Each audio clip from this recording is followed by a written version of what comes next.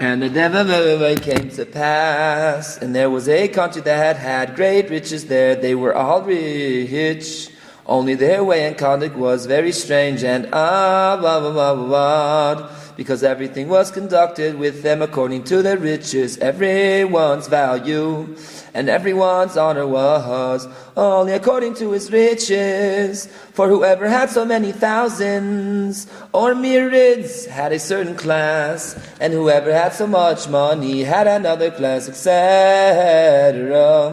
The whole order of classes was with them according to the money of each and every person. And whoever had so many thousands or myriads, according to the amount that was determined by them, was king. And likewise they had banners, that whoever had so much money was in this banner, and had the club and the status in that banner, nanach, nachma, meuman.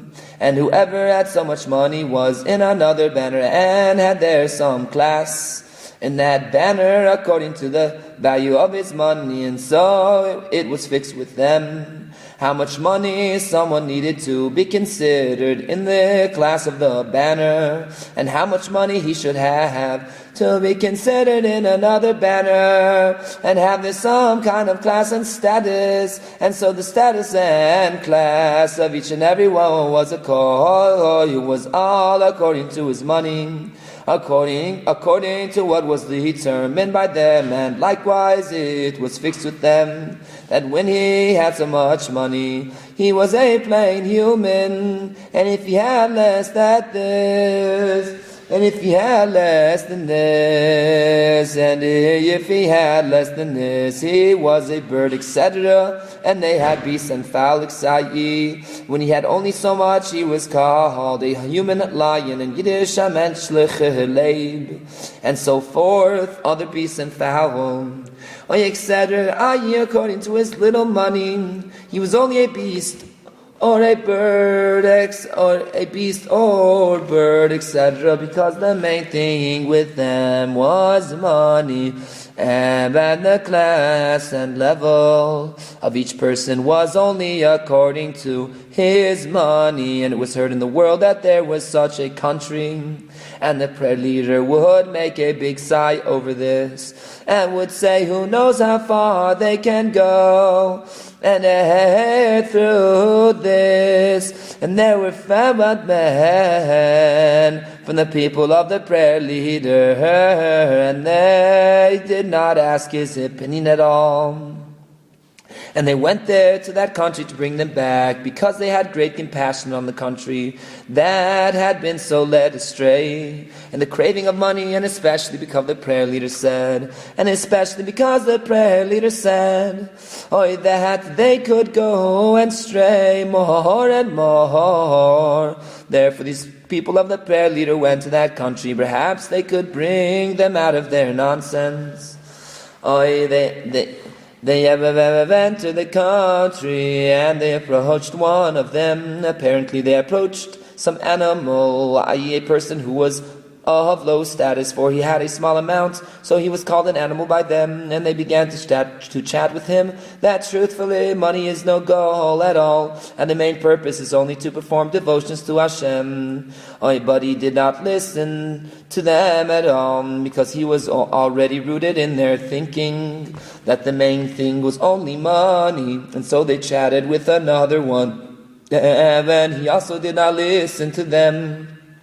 And they wanted to chat with him more, but he replied, I have no more time to chat with you. They asked him why. He replied, because we all must leave the country and go to another country, because we have seen that the main goal is only money. Therefore it has become ingrained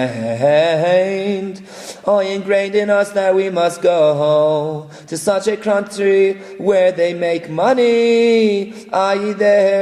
There is earth from which they make gold and silver. Therefore we must all now go to that country. It also got into them that they should have stars and constellations too, i.e. whoever had such an amount of money according to the amount they determined for it, he should be a star, because since he has so much money, he has the power of the star, because the star grows the gold, because the fact that there is earth from which they make gold is only because of the star that grows gold, earth in that place. Therefore the gold is drawn down from the star, and because someone has so much gold, therefore he has the power of that star, and therefore he himself is a star. And likewise they said that they wanted to have constellations too, i.e. when someone had so much money, according to what they determined, he should be a constellation. And likewise they made themselves angels, and according to money, until they agreed that they should have gods too, because someone who had very much money, so and so thousands and myriads, according to what they determined for this, he should be a god, because since God has given him so much money, he himself is a god. They also said that they could not at all dwell in the air of this world, and they must not at all mix with other people, so that they should not contaminate them, because the other people of the world are completely impure compared to them. Therefore they decided they should find themselves very high mountains that are higher than all the rest of the world, and they should dwell there so that they can be higher than the air of the world. They sent people to seek high mountains, and they found very high mountains. The whole country went and settled there on the high mountains, i.e. on each mountain a gathering of people from the country, i.e. a city settled, and around the mountain they made a big reinforcement and great trenches around the mountain, so there would be no way a man could come to them, because there was no longer even a hidden path. Because there was no longer even a hidden path to the mountain. No, there was only a hidden path to them. Nanach, nachman. Because there was only a hidden path to the mountain, so that another person would not be able to come to them at all. And likewise on the next mountain,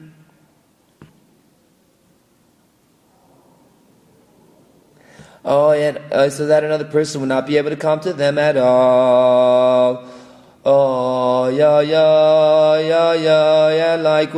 on the next mountain, and so on all the mountains they all made, and so on all the mountains they all made a reinforcement, etc., as mentioned, and they appointed guards from far from the mountain, so a foreigner could not come to them. They dwelt there on the mountains, and they behaved as mentioned earlier, nanach, nachma, meuman, and they made many gods, i.e. according to wealth, as mentioned, because wealth was the main thing for them, so much so that via great wealth a person could become a god. Therefore they had a fear of murder and theft. Therefore they had a fear of murder and theft, because anyone could become a murderer or thief in order to become a god. Via the money he would steal, but they said since the wealthy one is a god, he will protect himself from theft and murder, and they established devotions and offerings. So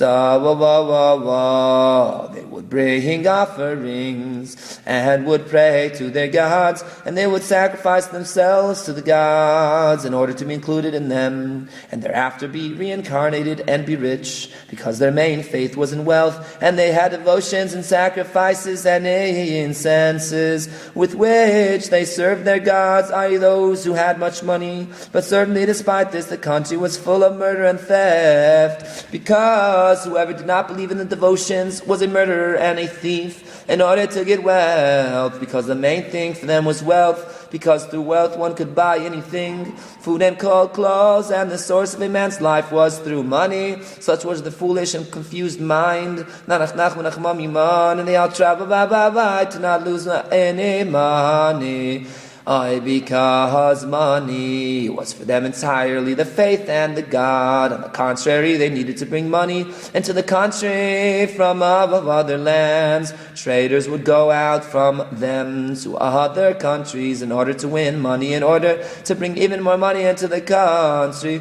And charity was certainly a great prohibition for them, because one gives away the money that God has given him, which was the main thing, to have money, and he blemishes and reduces his money. Therefore it was certainly a prohibition for them to give charity. Nanach, nachma, nachman, meuman, and they had officers who would oversee everyone, whether he had as much money as he said, because each person had to always show his wealth in order to remain in his class that he had according to his money. And sometimes an animal would become a person, and a person an animal, i.e. when one lost his money, then he was no longer a man. A man became an animal because he had no money. And so on with the other classes according to the money as mentioned. And they had forms and portraits of the gods, i.e. those who had much money, and everyone had the portraits.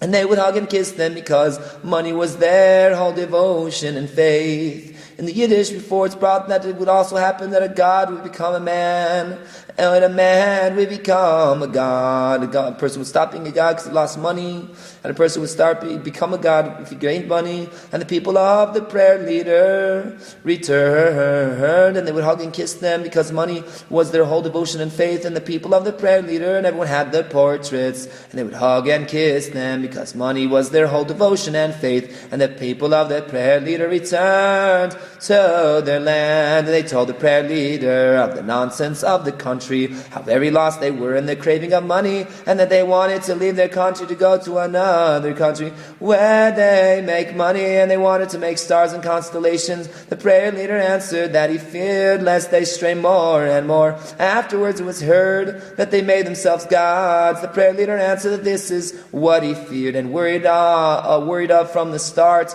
The prayer leader had great pity on them and decided to go personally there. Perhaps he would return them from their error. And the prayer leader went there and came to the gods who stand around the mountain.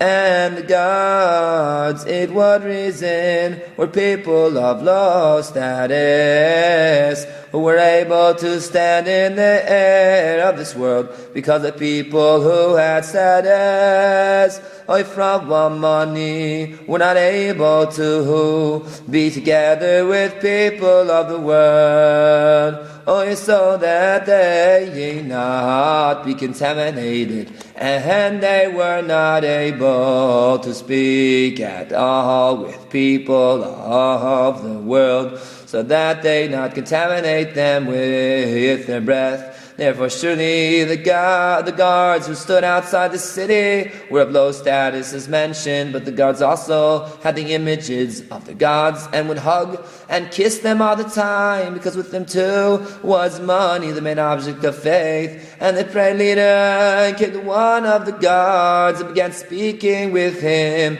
about the ultimate purpose, saying that only godly devotions are the ultimate goal, Torah and prayer and good deeds, etc., and money, it's foolishness and not the ultimate purpose at all, etc. But the guard did not listen to him at all, for it was already long sunken into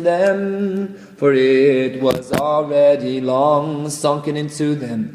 The main thing is money, as mentioned. And likewise the prayer leader went to another guard and spoke with him, likewise as mentioned. And he did not listen to him either. And so he went to all the guards, but they did not listen to him at all. And the prayer leader made a decision. And he went into the city, which is on the mountain. And the prayer leader made a decision, settled his mind in the Hebrew, and he went into the city which was on the mountain. When he arrived there, it was on He settled his mind and decided. He went into the city which was on the mountain, and when he arrived there, it was a wonder to them. It was a wonder to them, and they asked him, "How did you get in here, since no one was able to enter into them?" He answered them, "Since I have already entered, in whatever manner, why do you ask? Since I have already entered, in whatever manner, why do you ask?" And he began speaking with one about the ultimate purpose, etc., but he did not listen to him at all. And likewise with another, and so all of them, for they were already sunken in the mistake, and it was a wonder. And it was a wonder to the people of the city that a man had come to them and was speaking to them such things, the complete opposite of the faith. Nanach, nachma, meuman.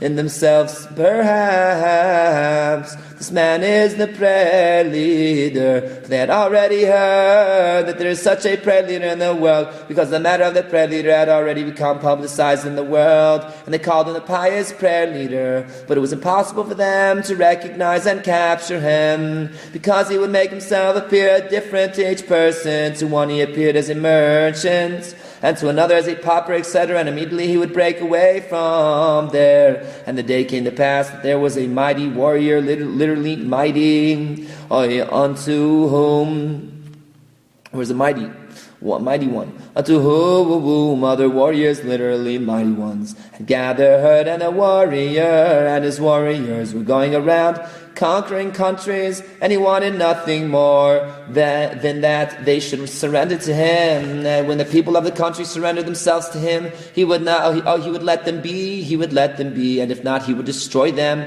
Thus he went around conquering, not wanting any money, only surrender, that they should submit to him. And the way of the warrior was, he won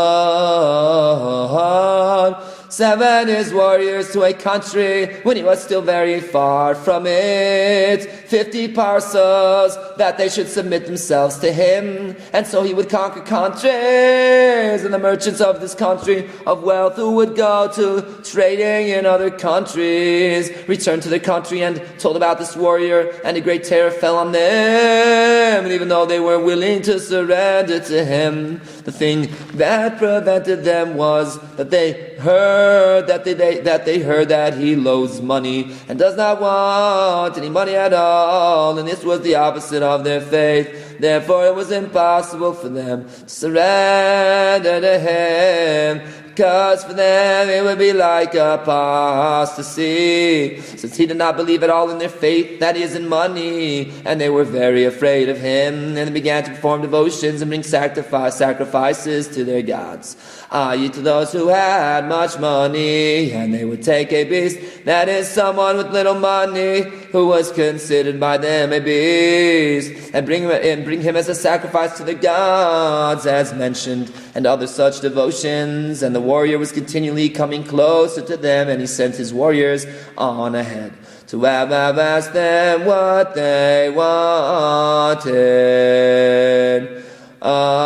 Yes, was his way. As was his way. They were terrified and did not know what to do. Their own merchants gave them an advice that they had been to a country where all the residents were gods and traveled with angels, that is, everyone in the entire country, from the smallest to the greatest, were all extraordinarily wealthy, to the extent that even the smallest among them was also a god by their folly, because the smallest among them was exceptionally wealthy and possessed the amount of money that was reckoned to make him a god. They travel with angels, since their horses are covered with such great wealth, with gold and so forth, and the covering of one horse was worth the amount that an angel had. Thus the riders travel with angels, tying 3 pairs of angels to a carriage and riding with them. Therefore they needed to send to this country nanach,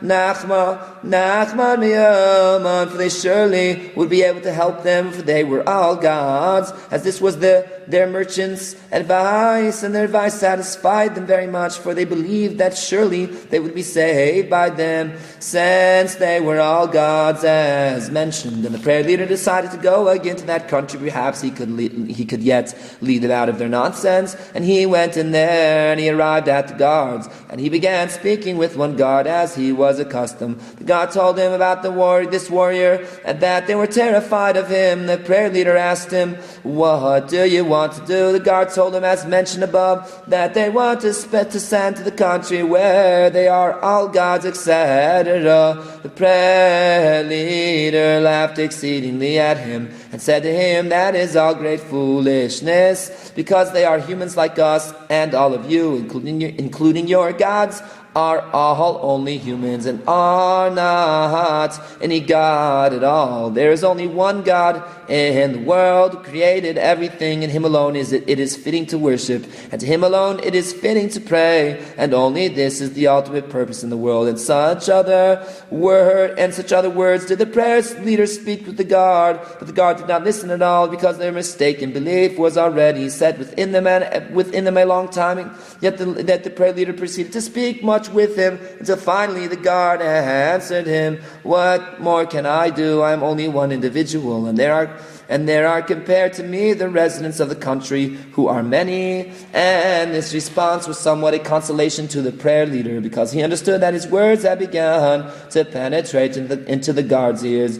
He had begun to penetrate into the guard's ears, because the words he spoke with the guard the first time and the words that he spoke now had gathered together until they made an impact on his heart, because the tshuva repentance that the guard answered. The answer, "What can I do?" etc., made it known that the words of the prayer leader had now circulated into his heart. And so the prayer leader went to another God and spoke with him as above, and he too did not listen. And finally he also responded as above, I am only a single person against all the residents, etc. And so all the guards answered him this tshuva in the end. Afterwards the prayer leader entered the city, and he began to speak with them as he was accustomed, that they are all greatly mistaken, and that money is not the purpose at all.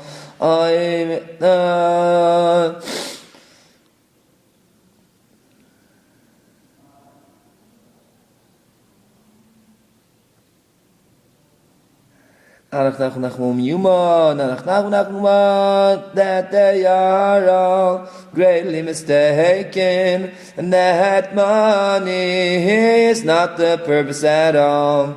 Only the main purpose is that people should only delve in Torah study and prayer, etc. And they did not listen. They did not listen to him, for they were all deeply entrenched in this for a long time. And they told him about the warrior, and that they want to send to the country where they are all gods, etc. He laughed at them too, and he told them that was foolishness, and that they are only humans, etc., and that they would not be able to help them at all, because you are human and they are human, and not any God. There is only one God, blessed be He, etc. And regarding the warrior, he said to them in amazement, "Can this be the warrior?" As someone wondering, "The one whom I know." They did not understand what he meant, and so he went from one to another, and he spoke with all of them so. And regarding the warrior, he said to everyone, "Can this be the warrior?" etc. But they did not understand what he meant. Meanwhile, a commotion broke out in the city, that someone was present who was speaking such things, making laughter of their faith, saying that there is only one, etc., and saying about the warrior as above. They understood that this must be the prayer leader, since he was already publicized to them. They ordered to seek him and catch him, even though he always appeared in a different way, i.e. one moment appearing as a merchant, another moment as a pauper, etc. Nonetheless, they knew none of the Nonetheless, they knew of this also, that the prayer leader always appeared differently. So they made orders to to probe. Oh yeah, after him and catch him. They searched after him, eventually catching him, and they brought him to their ministers. They began talking with him. Oh yeah, but what he told them, the same things as above.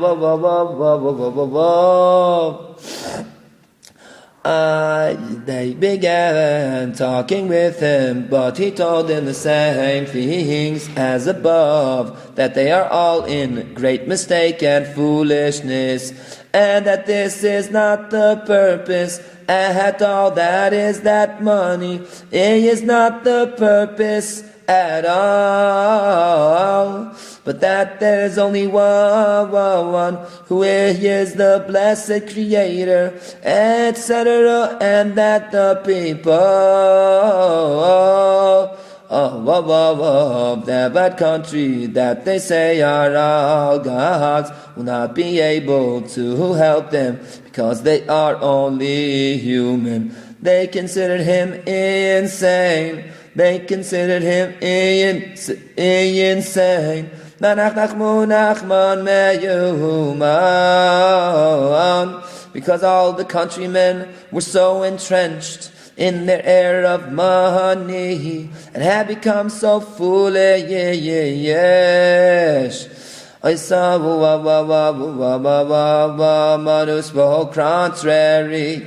contrary to their folly, was considered by them to be insane. And they asked him, what is this you say about the warrior? Could this be the warrior? He answered them, because I was with a king, and with the king a warrior got lost. And with the king a warrior got lost, and if this is that warrior, I know him. And furthermore, you're trusting in that country where you say, oh, they are all gods. This is foolishness, because they will not be able to help you at all. On the contrary, that will be your downfall if you put your trust in them. And they asked him, how do you know this? He answered them, it was like this. The king whom he was with had a hand, that is, he had something like a hand with 5 fingers, and with all the lines that are on a hand, and the hand was like a map of all the worlds and everything that ever was, from time of the creation of heaven and earth until the end, and that which will be afterwards. It all was depicted on this hand, because depicted in the lines of this hand were the configuration of each and every word, with all, because depicted in the lines of this hand were the configuration of each and every world, with all of its details as depicted on a map, and on the lines were as if letters like on a map, where letters are written next to each and everything to know what it is, namely that this is a certain city and this is a certain river, etc. In exactly the same way, there were imprinted via the lines of the hand the likeness of letters, so that the letters were imprinted next to each and everything depicted on the hand, in order to know what it represented. And likewise all the various countries and cities and rivers and bridges and mountains and other details that are found in the world and in all the worlds. It was all was depicted on the hand by the lines, and next to each thing were written letters, that this is this thing and this is that thing. And also all the people who go around in any country and all their experiences, i.e. all that happens to a man in his life, it was all depicted there. Nanach, nachma, nachman, meuman. Oh yeah, written on it were all the roads from country to country, and from place to place, and hence I knew how to enter the city, which was impossible for any man to enter in. And so if you want to send me to another city, I also know the way. All the ways can be known via the hand. And so imprinted on the hand was the way from world to world. For there is a way and a path, along which one can ascend from earth to heaven, for the reason why it is impossible to ascend to the heaven is because people do not know the way, but on it was depicted the way to ascend to heaven, and on it were all depicted, and on it were depicted all the paths between from world to world. For Eliyahu ascended to heaven along one path, and this path was written there. Moshe Rabbeinu Moses ascended to heaven on another path. For Eliyahu ascended to heaven along one path, and his path was written there. Moshe Rabbeinu Moses ascended to heaven on another path, which was also written there, and also Enoch. He ascended to heaven on another path, and this too was written there, and so on from world to higher world. They are all depicted in the lines of the hand. Also depicted on this hand was each and everything as it was at the time the world was created, and as it is now, and as it will be afterwards, and as it is now, and as it will be afterwards. For instance, Sodom was depicted on it as it had been during its settlement before it was overturned. Also depicted on it was the overturning of Sodom, and also depicted there was the form of Sodom after its overturning. Depicted on this hand were whatever has been, whatever is now, and whatever will be. And there on the hand I saw that the country about which you say they are all gods, together with all the people who come to them to give it help from them, they will all be eradicated and destroyed. And all this is what the prayer leader answered them. The thing was big revelation for them, for they recognized they were words of truth. Because this is known that upon a map all things are depicted, they also understood that his words were true, because one can see that one can gather and connect two lines of the hand, making a letter from them. Therefore they understood this could not be fabricated from his heart, and it was a big revelation for them. They asked him, "Where's the king? Maybe he will show us a way to find money." He answered them in a language of amazement, "You still want money? Of money speak nothing at all." They asked him, "Nonetheless, tell us where the king is." He answered them, "I also do not know where he is." And the story was like this. There was a king and queen, and they had an only daughter, and the time came close for her to be married off, and they seated advisors to give counsel who she should be married off to. And I too was there among the advisors, because the king liked me, and my advice was that they should give her the warrior, because the warrior had done many benefits for us, for he conquered many countries. Therefore it was fitting to give him the queen's daughter for a wife. My advice was very well accepted, and they all agreed with it, and there was a great joy there for having found a groom for the queen's daughter. They married her off to the warrior, and the queen's daughter had a child, and the baby was extremely handsome, with a beauty that was not human at all, with a beauty that was not human at all. His hair was of gold and had all the colors, and his face was as the sun, and his eyes were luminaries on their own. And the child was born with mature wisdom, because they saw in him as soon as he was born that he was a great sage. Was when people were talking in the place where one need to laugh, he would laugh, and other such things. They recognized in him that he was a great sage, though he still lacked the movements of an adult, namely the ability to speak and so forth. And with the king was an orator, that is a speaker who was an expert in eloquence and rhetoric, who was able to speak and compose wonderful poems, songs, and praises to the king. And the orator was himself also a nice orator, but the king showed him the way how to go up and get the power of the wisdom of rhetoric, and thereby he became a very, very wonderful orator. The king also had a sage. The sage was also a sage by himself. The king showed him the way how to go up and get wisdom, and thereby he became an amazingly great sage. And similarly, the warrior himself was mighty, but the king showed him the way how to go up and get strength, and thereby he became a wondrously great warrior, because there is a sword that hangs in the air, and the sword has 3 powers. When the sword is lifted, then all the opposing army officers flee, so inevitably they fall, because when the officers flee, there is no one to lead the battle, so they certainly fall. But despite this, the survivors may still be able to wage war, but the sword has 2 edges, and they have 2 powers,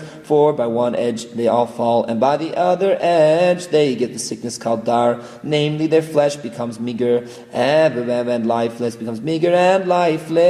as is known of this sickness. God spare us. So only by making a movement with this sword, whatever it is, the enemies. So only by making a movement with this sword, whatever it is, the enemies are stricken in the above way, i.e. by what each side does. And the king showed the warrior the way that there is to this sword, and from there he attained his great strength. And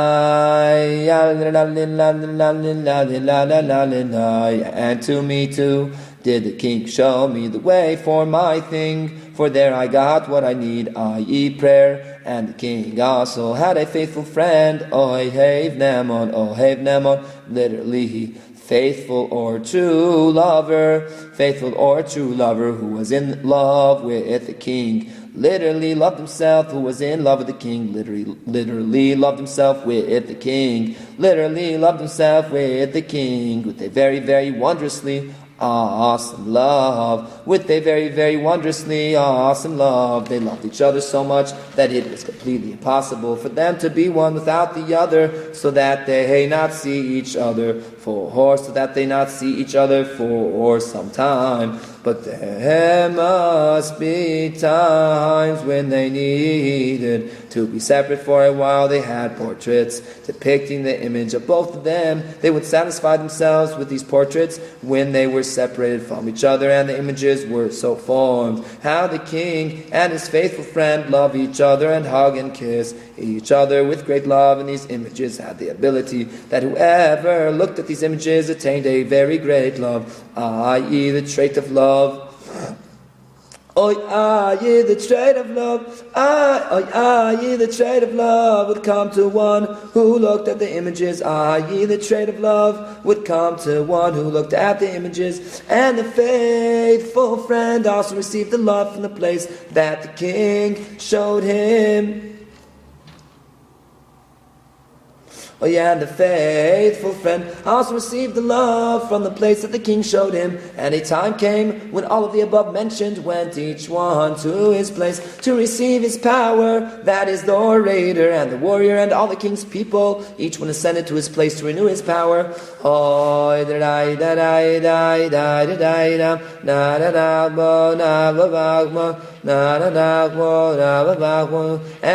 the day came to pass, and there was a very great storm wind upon the world, and this storm wind mixed up the entire world and overturned sea to dry land, and dry land to sea, and wilderness to settlement, and settlement to wilderness, and overturned the entire world. And the storm wind went into the king's house and did no damage there, except that the storm wind entered and snatched away the child of the queen's daughter. And amidst the commotion, as soon as the storm wind snatched away the precious child, the queen's daughter pursued after him, as did the queen, and as did the king, until they were all scattered, and they knew not where they were. And we were all not there, and they knew not where they were, and we were all not there during all this, because we had gone up, each one to his place, to renew his power as mentioned. And when we returned, we found none of them as mentioned. The hand also was lost. Then nanach, nachman, meuman, nanach, nachman, and since then we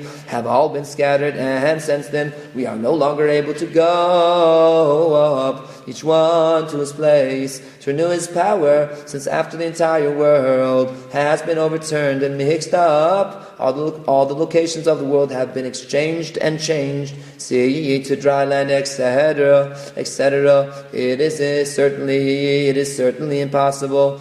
It is certainly impossible to go up along the original paths, because now we need different paths according to the change of the places. Therefore we have been no longer able to go up, each one to his place to renew his powers. That remains by each of us, meaning the token, i.e. the little bit that has remained by each one from long ago, is also very great. And if this mighty one is the king's warrior, he is certainly a very mighty warrior. All this is what the prayer leader replied to the people, and they heard his words and were very amazed. And they held the prayer leader would not let him go from them, would not let them go from them, because perhaps the warrior coming to them was the warrior mentioned, whom the prayer leader had acquaintance with, and the warrior was continuously coming closer to the country, each time sending his emissaries until he arrived by them. And he stood outside the city and sent in his emissaries to them, for them to tell him whether they want to submit themselves or not. They were terrified of him, and they requested that the prayer leader to give them advice. The prayer leader told them that it was necessary to inspect the manner and behavior of this warrior in order to thereby know if he is the king's warrior. The prayer leader went out to the warrior, and he arrived at the warrior's camp and began to speak with one of the warriors. Warriors, that is with one of his guards, in order to clarify if he is that warrior. The prayer leader asked him, what is your story literally doing, and how did you get connected with him? Yabbab answered him, i.e. the guard replied to the prayer leader, it was like this, it is written in their chronicles, how there had been a great storm wind in the world, changing sea to dry land, and dry land sea, and wilderness to settlement, etc., mixing up the entire world. And ever after the noble boys and the upheaval, the entire world having been so mixed up, the world's people decided to appoint for themselves a king. They investigated who ought to be made king over them. They clarified and said, since the essential thing is an ultimate purpose to life, whoever makes the most effort for the ultimate purpose ought to be king. And they began to inspect what is the ultimate purpose? And there were several factions, of different mind. One sect said that the ultimate purpose is honor, because we see that honor is the most important thing in the world. Because when a person is not given his honor, that is when someone says to him something against his honor, his experience is as if his blood has been spilled, because the main thing is honor universally. And even after death, people are careful to give to the dead his honor, to bury him honorably, and so forth. And they say to him that whatever is being done for him is being done all for his honor, even though after death the dead person has no desire for money, and has no desire for anything.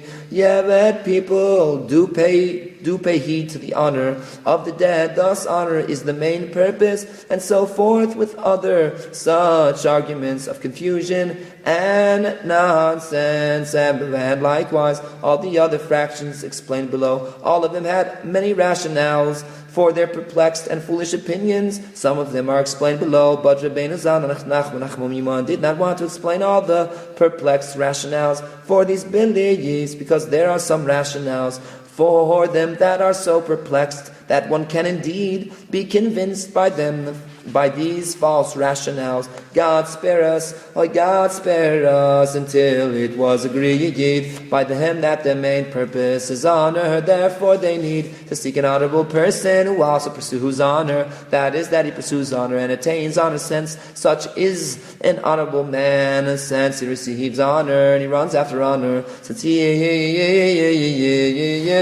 such is an honorable man, since he receives honor, since he is an honorable man, since he receives honor and pursues honor and assists and assists human nature, which desires honor. Therefore this man exerts himself for the ultimate purpose and attains it, because the ultimate purpose is honor. All this was their foolish and perplexed opinion, as mentioned. Therefore such a man ought to be king, ought be king. So they went to seek such a man, and they went and found them carrying an old beggar, and about 500 people were following him, all of them gypsies, and he too was a gypsy. And this beggar was blind, hunchbacked, and mute, and all of these people followed him, because they were all his relatives, because he had sisters, brothers, and his descendants, until they became a large group, who all followed him and carried him, and he was very strict.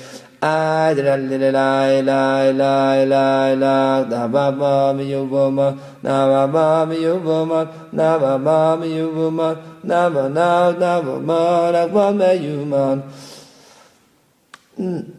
na na na na na na na na na na me you ma ba ba.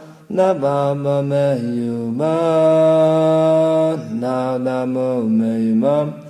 And he was very strict about his honor, until they became a large group who all followed him and carried him. Nanach, nachman, meuman. And he was very strict about his honor, because he was a very angry man, and always got angry at them with great severeness, and always commanded that other people should carry him, and always got angry at them. Hence this elderly beggar is a very honorable man, because he has such honor, and also pursues honor, because he is so strict over his honor, as mentioned. Therefore this beggar pleased this sect, and they accepted him as king. And since geography influences character traits, because there is a terrain that engenders and is conducive to honor, and likewise a different terrain engenders a different trait. Therefore this sect, who probed for themselves that the main purpose is honor, sought a country that engenders honor, and they found such a country conducive to this,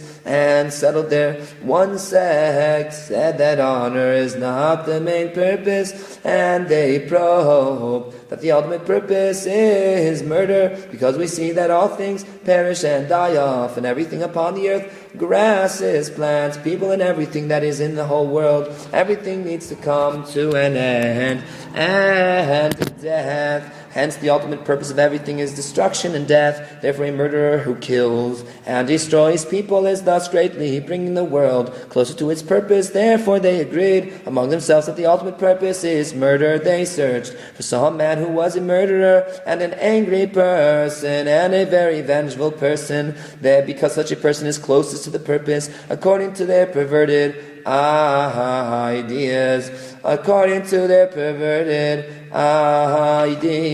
and ought to be king. They went searching, and they heard screaming. They asked, what is this screaming? They answered them that this screaming was because someone had slaughtered his father and mother. Is there a more strong-hearted and angry murder than this, that he murders his own father and mother? This man had attained the ultimate purpose. He has attained the ultimate purpose, and he pleased them, and they accepted him as king over them. And they sought for themselves a land that engenders murder, i.e. where people would turn to in order to murder. They selected for themselves a place of mountains and hills where murderers abide, and they went there and settled there with their king. One sect said that he ought to be king,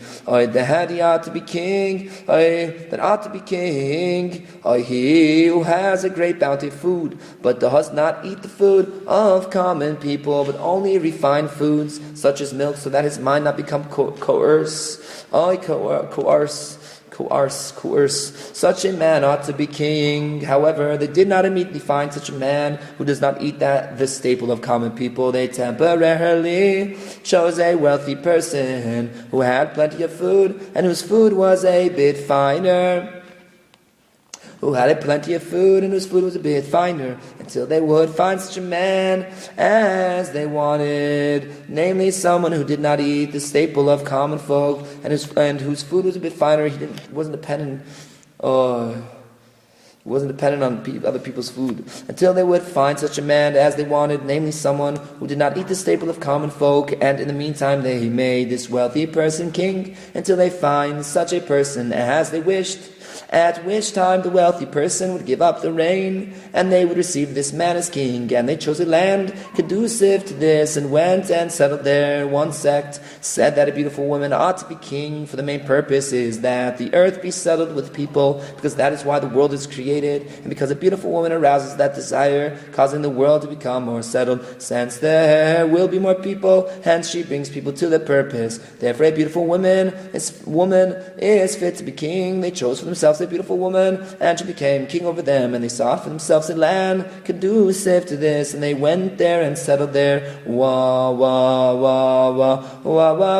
sect said that one sect said that the main purpose is speech, because the difference between a man and a beast, and since this is the main superiority of a man, therefore this is the main purpose. So they sought for themselves a talker who is a great speaker, who should know many languages and should also talk very much, because such a man is close to the purpose. They went and found a French lunatic who went around talking to himself. They asked him if he knows languages. He knew several languages, and such a man has certainly attained the ultimate purpose according to their perverted according to their perverted ideas, since he was a great speaker, nanach, nachman, meuman, knowing many languages, and spoke very much, for he spoke given to himself. Therefore this man pleased them, and they accepted him as king, and they chose for themselves a land conducive to their purpose, and they went there and settled there with their king, and he certainly led them on the right path. One sect said that the main purpose is joy, because when a boy is born, people rejoice. When there is wedding, people rejoice. When a country conquers a country, they rejoice. Hence the main purpose is only joy. Therefore they sought someone who would always be joyful, for he would be close to their purpose, and he should be king over them, and he should be king over them. They went searching and found a Gentile going around. They went searching and found a Gentile going around with a dirty shirt and carrying a flask of brandy wine, and several other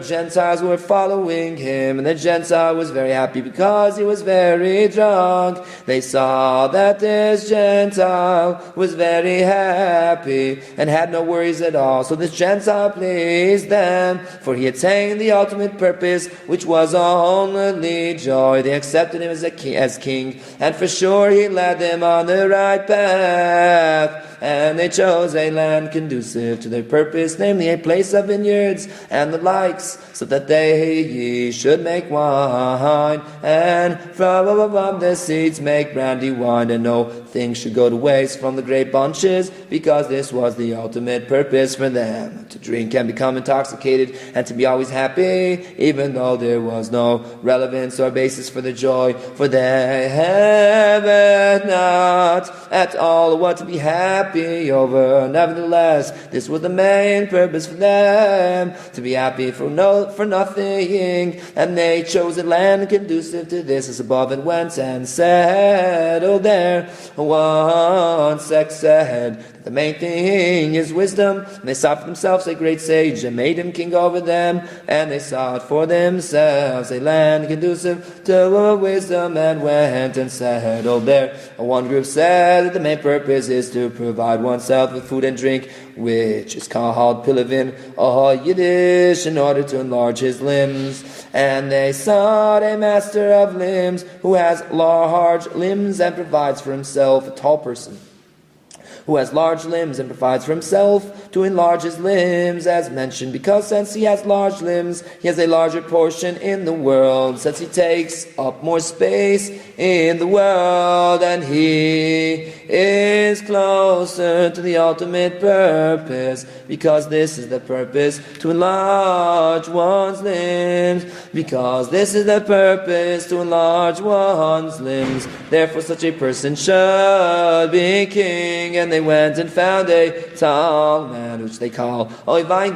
Yiddish, and he pleased them because he had large limbs and he was close to the purpose, and they accepted him as king. And they saw the land conducive to this and went and settled there. And there was a different group, and there was a different group that said that all of these things are not the ultimate purpose at all. Only the right purpose is to only be involved in prayer to Hashem Yisburach, and to be humble and lowly, etc. That is, one should not hold anything of oneself. And they saw for themselves a prayer leader, and they made him for king over them. And the reader will automatically understand that all the previous factions of all read very much in very great confusions. Only this last sect directed to the truth. Fortunate are they. All this is what one of the strong men told the prayer leader, and he told them that they, namely those strong men who joined themselves to the warrior, are those who were joined from the sect, who are those who were from the sect of the large limbs, who accepted a master of limbs over them as a king, as mentioned. Nanach, nachma, and the day came to pass. And the rebbe came, and the day came to pass. And a division literally came of them went, i.e. a multitude of men from the large limb ones went with their carriages that followed after the camp, which they call ibis, bringing after them food and drink, etc. And of these large-limbed ones, the world was certainly very afraid, for they were large and mighty men, and whoever encountered them would certainly step off the road. While this caravan of the large-limbed were going, as mentioned, a large warrior, literally mighty one, came from the opposite direction to them, and this was the warrior who now goes with them. And this warrior, when he came against the camp, did not step off the road, but he entered into the camp and dispersed them here and there. And the people of the camp were terrified of him, and he went amongst the wagons that had followed the camp and ate up everything that was there. It was very amazing to them that he was so mighty, and that he was not afraid of them, and entered amidst them and ate all that was on the wagons. They immediately prostrated themselves before him and said to him, "Hail!" Literally, live the king, meaning they immediately made him king, because they knew that such a mighty one as this deserves to be king, according to their belief that the ultimate purpose is someone with big limbs, as mentioned, and their king would certainly concede to him the kingship, because being such a mighty, well-built body, he ought to be king. And so it was that they received him. That is the warrior who came against them as king over this sect, and he is the warrior whom we are now going with to conquer the world. And he says, i.e. the warrior who is now made king over them, that he has a different intention in his going and conquering the world, because his intention is not at all that the world should be subject to him, but he only has a different intention. This was all told by one of the warriors to the prayer leader, who had asked him how they became connected with the warrior.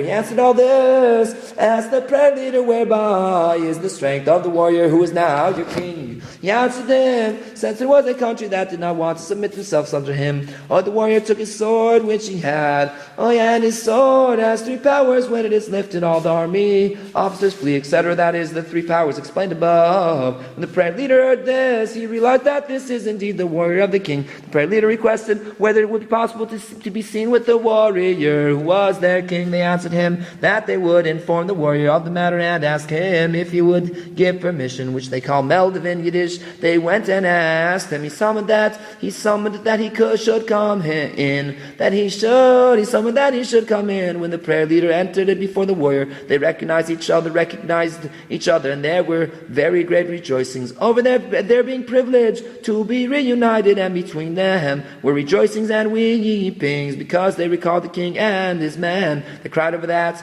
Therefore between them were rejoicings and cryings. The prayer leader discussed with the warrior by what experiences they arrived in nanach, nachman, meuman, nanach, nachman, nachman.